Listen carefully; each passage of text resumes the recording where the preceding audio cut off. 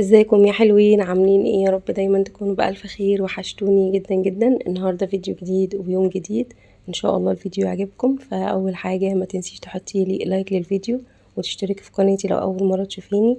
فعلي الجرس على اشعار الكل، هيوصلك اشعارات بكل فيديوهاتي الجديده. مشتريات بقى لاخر اسبوع في الشهر، فكان ناقص عندي شويه خضار كده للتلاجة. فالايام دي الفاكهه المفضله ليا هي الكنتالوب، فكنت شاريه كنتالوب وكنت جايبه اللي هي الوحدات الصغيره، مش الكنتالوب الكبير اللي هو يعتبر ثمرة فاكهة صغيرة كده في وجبة العشاء. فحلو جدا وسعراته الحرارية قليلة وطعمه كمان مسكر الأيام دي، ويعني تاكليه كده وانتي مطمنة. فكنت شارية بقى كنتالوب، وكان عندي بقى خضار في التلاجة وكملت بقى عليه الحاجات الناقصة. كان موجود عندي بقى الفلفل الأخضر، وطبعا أسعار الخضار الأيام دي أسعارها غالية جدا. سواء الطماطم، يعني أنا شارية الطماطم دي الكيلو ب30 جنيه، والفلفل الألوان الكيلو ب100 جنيه. فكنت شارية ربع كيلو فلفل ألوان اللي هو فلفلتين يعني. فقلت ايه، هقطع عليهم شوية فلفل أخضر. وبرده الفلفل الأخضر الكيلو ب40 جنيه أو ب50 كمان. فحاسة ان أسعار الخضار غالية جدا، يعني كيلو طماطم وربع كيلو فلفل ألوان كانوا ب55 جنيه، في حين ان احنا كنا بنشتري الفلفل الألوان الكيلو كان ب50، الطماطم كانت كيلو ونص ب10. انما الوقت ده مش عارفة بقى، الوقت ده من السنة هي الأسعار غالية فيه للخضار، ولا ده هيفضل على طول ولا ايه؟ في كمان الخيار الكيلو تقريبا كان ب15 أو ب20، والليمون برضو تقريبا الكيلو ب30 يعني على ما أتذكر.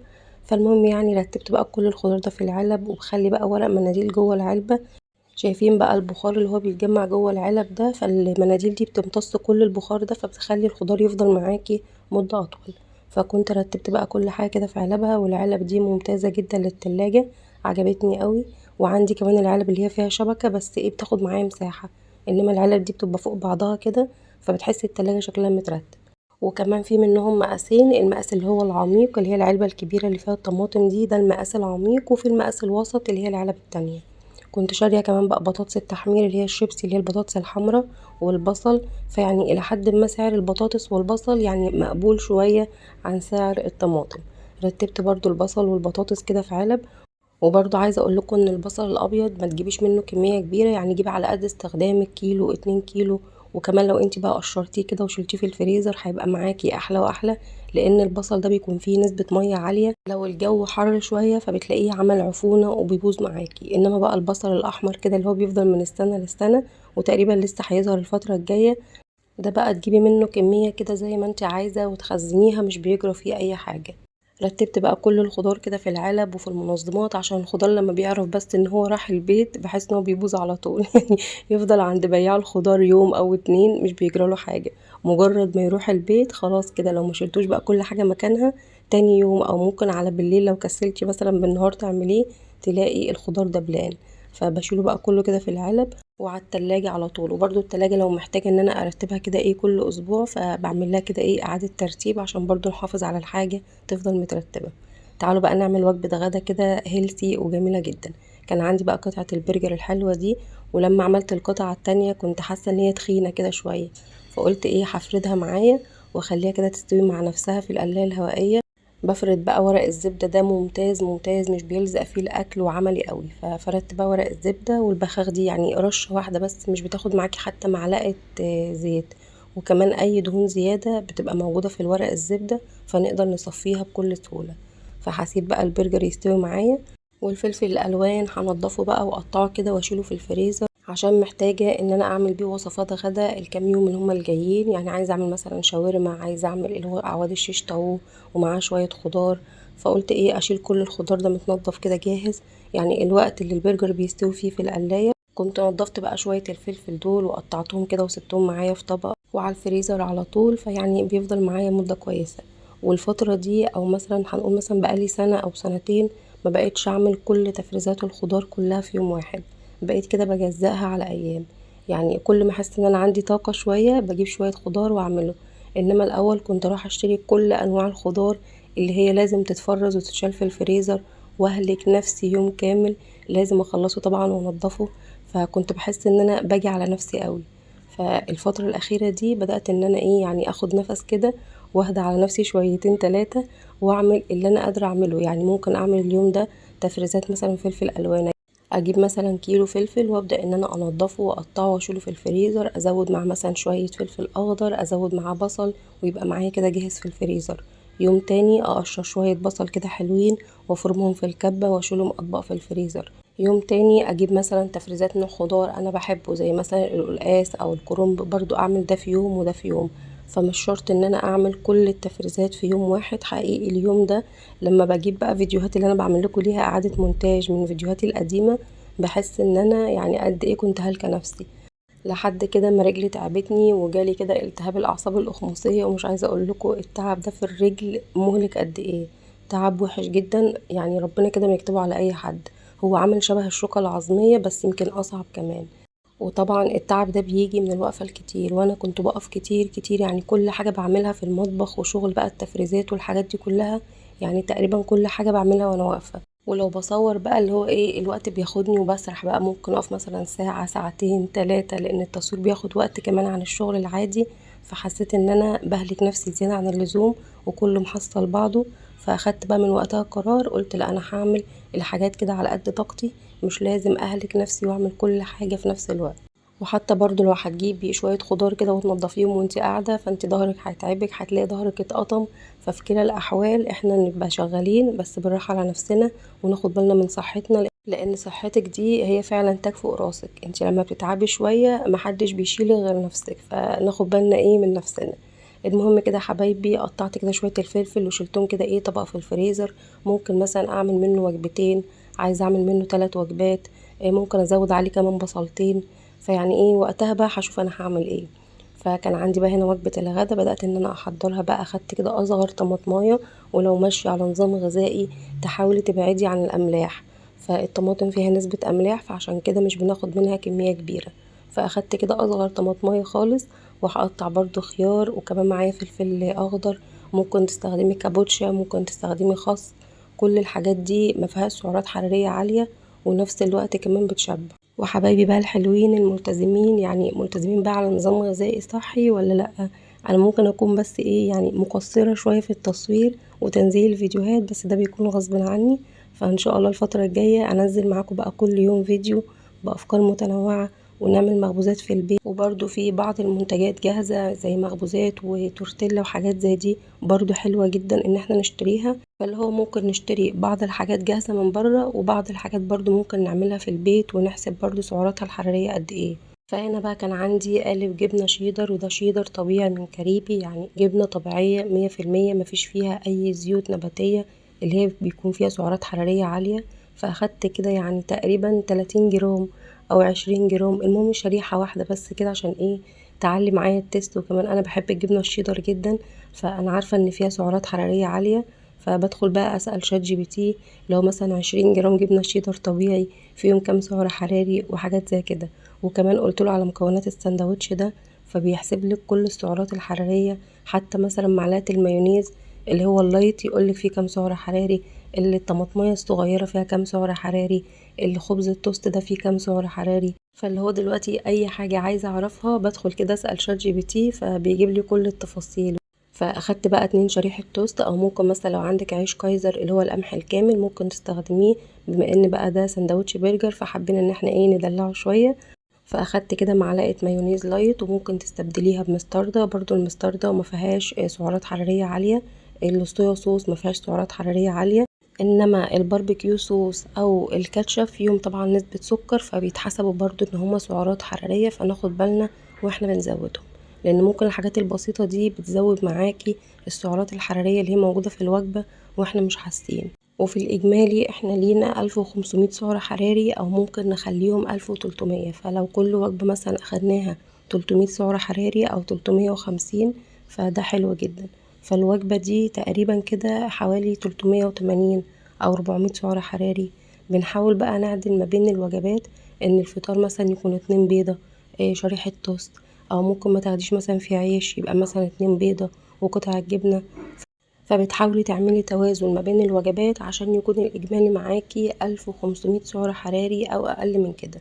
فعملت بقى السندوتش الهيلسي الجميل جدا ده، وقطعة الجبنة الشيدر دي ممكن تستغني عنها خالص وتستخدمي باقي الكمية كخضار كطماطم كخيار فلفل، وطبعا عيش قمح كامل، وممكن تستبدليه بعيش كايزر. فكل الوصفات دي تنفع معانا. وكمان ممكن تستخدمي تورتيلا قمح كامل، وممكن نستخدم اللي هو خبز جدي اللي هو بالشوفان، انا جربته حلو قوي، وهجرب برضو الانواع التانية، في بقى بالحمص وفي بالشعير في قمح كامل، فان شاء الله هجرب برضو الانواع التانية واقول لكم رايي فيها ايه. فهنا بقى كنت بقطع السندوتش الحلو ده عشان تشوفوا بقى كل المكونات كده مع بعض، شرايح بقى الخيار والطماطم والفلفل وقطعة كده اللحمة. على فكرة هي مستوية 100%، بس اللي هو التصوير كده تحس ان الاضاءة مش متظبطة يعني. فاخدت بقى معايا كمان كوباية كركديه، او ممكن نشرب ينسون، او ممكن نشرب مثلا شاي بالنعناع. لو بتحبي بقى اللي هو النسكافيه او القهوة، ليكي برضو كوبايتين في اليوم بس بسكر لايت او من غير سكر.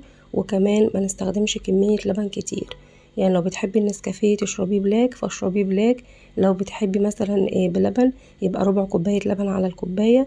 فكل الحاجات دي برضو هتفرق معاكي جدا، اللي هو بنساعد نفسنا قدر المستطاع عشان نلتزم. فعملت بقى كوباية كركديه بسكر نوكال، وتعالوا بقى قولولي ايه رأيكم في السندوتش القمر ده. يعني لو هعمله بأي عيش كايزر عادي اللي هو الكايزر الأبيض، والله العظيم طعمه مش فارق كتير قوي عن العيش الأبيض، فطعمه حلو جدا. طعم الخضار بقى مع طعم اللحمة كلها كده ميكس مع بعضها، وفي الإجمالي السندوتش كان طعمه حلو جدا ووجبة مشبعة. خلاص بقى أنا كده باخد وجبة الغدا على الساعة مثلا 6:30 أو الساعة 5 على حسب يعني ما احس إن أنا جعانة. من الفترة دي بقى لحد الساعة 11 بالليل، ممكن الساعة 9 تيجي اخد مثلا كوباية نسكافيه اللي هو النسكافيه البلاك بسكر لايت ومعاه ربع كوباية كده من اللبن. ممكن اخد مثلا وجبة العشاء لو مش حاسة ان انا جعانة، فبستنى بقى لوجبة العشاء على طول، اخد علبة زبادي، اخد مثلا ثمرة فاكهة كانتالوب، او ممكن تاكلي تفاح الموجود عندك تقدري ان انتي تاكليه. فباخد بقى وجبة العشاء الساعة 11، خلاص بقى بدخل انام وافضل بقى لحد تاني يوم الساعة مثلا 12 الساعة 1 لحد وجبة الفطار، وهكذا بقى يبدأ اليوم معايا من اول وجديد. الفترة بس اللي بحس ان انا مرهقة فيها شوية اللي هي من بعد الغدا لحد العشاء، انما من الفطار للغدا يعني بكون بقى ساهية في البيت، برتب البيت، بعمل غدا، بصور، فالدنيا بتعدي تمام كده يا حلوين. فربنا يقوينا جميعا يا رب كده، ونمشي على نظام غذائي صحي، ونحاول ان احنا نغير نفسنا للأحسن. فهنا بقى كنت بعمل وجبة غدا وانا بفضي كده مساحة على الموبايل، لقيت بقى الفيديو الحلو ده، فقلت يعني خدوا بقى كأفكار كده لوجبة الغدا. فكانت دي اصلا كانت سفرة في شهر رمضان، سفرة فطار. فكنت عاملة بقى فتة ولحمة كده بشوربة ورز ابيض بالفلفل الاسود. فسلقت اللحمة بالطريقة العادية جدا، يعني انا مش بحب ان انا اشوح اللحمة الاول وبعدين انزل عليها بالمية المغلية، يعني بحس ان هي بتكون دسمة قوي. انما بسلقها بالطريقة التقليدية اللي هو بغلي المية الاول وانزل عندي بقطع اللحمة، مجرد بس ما يظهر بقى كل الريم بشيله كله من على وش المية، وبنزل بقى عندي بالمنكهات زي بقى البصل، الطماطم، ورق اللوري، ممكن ازود حبهان، واسيب بقى اللحمة لحد ما تستوي معايا، وبتبقى معايا احلى شوربة. في الوقت بقى اللي انا كنت بعمل فيه كده اللحمة، وكنت كمان عاملة بقى رز وكان بالسمنة البلدي، ومش عايزة اقول لكم كان وقتها طعمه عامل ازاي. فكان عندي بقى طبق القطايف الحلو ده، والحاجات بقى دي كانت كارثة بالنسبة لي، لان انا في رمضان بحب اكل حلويات كتير، يعني احب افطر والاقي كده حاجة حلوة بعد الفطار.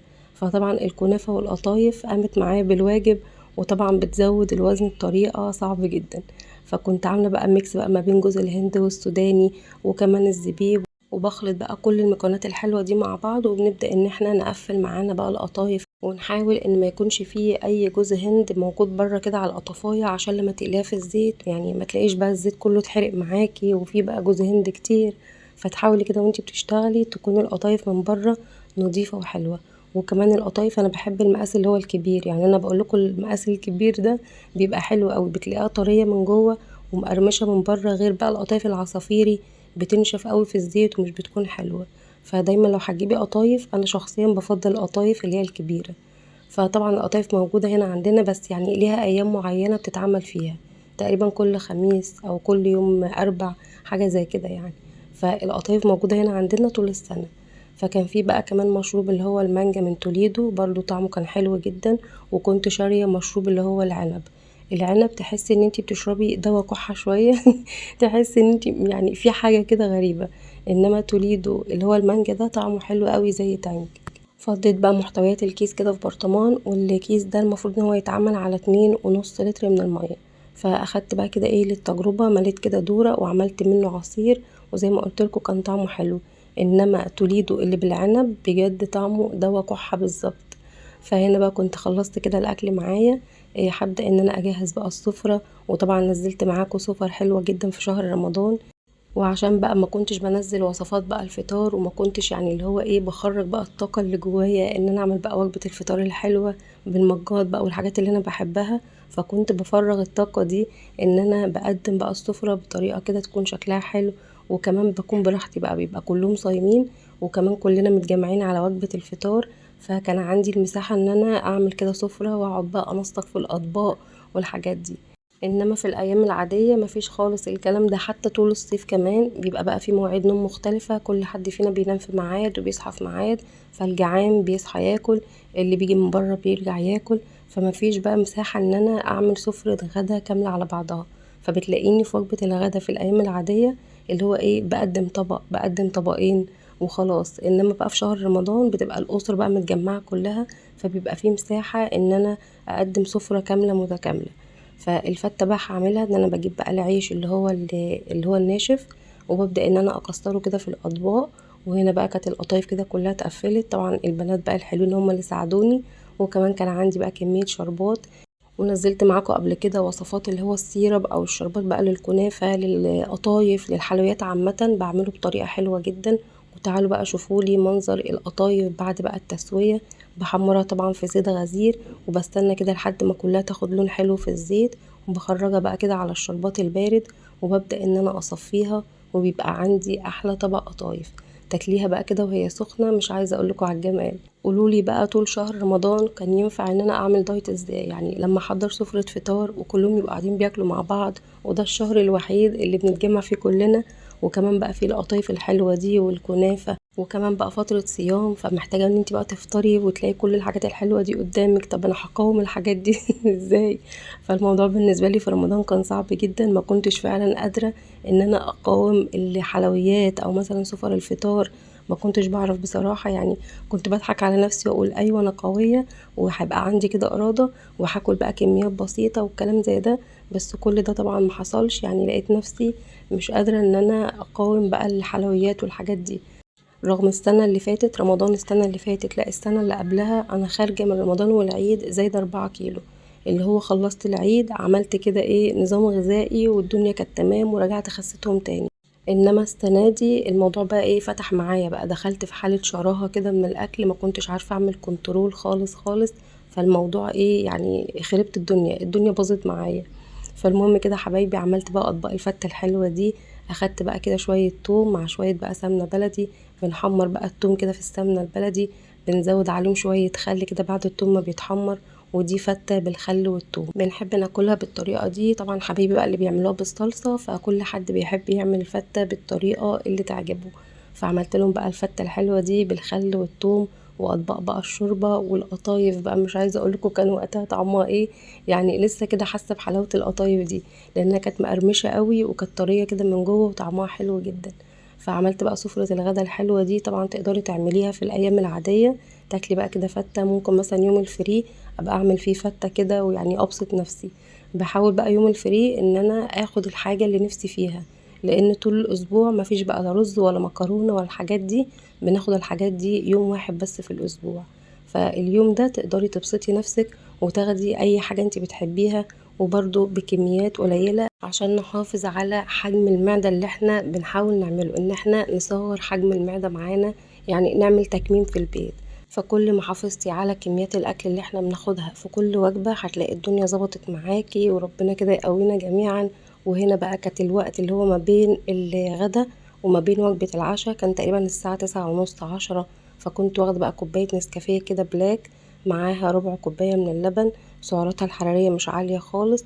وبقعد بقى كده ايه يعني اخد بس راحة محارب عن يوم طويل بكل تفاصيله. يعني بستنى بعد الكوباية دي مثلا بحوالي مثلا ساعتين وخلاص بقى ممكن اخد كوباية النسكافيه دي وما اتعشاش، وممكن لو حاسة ان انا جعانة اخد ثمرة فاكهة. فده كده حبايبي كان يوم النهاردة. يا رب كده الفيديو يكون عجبكم. اشوفكم بقى على خير في يوم جديد وفيديو جديد، ومع الف سلامة.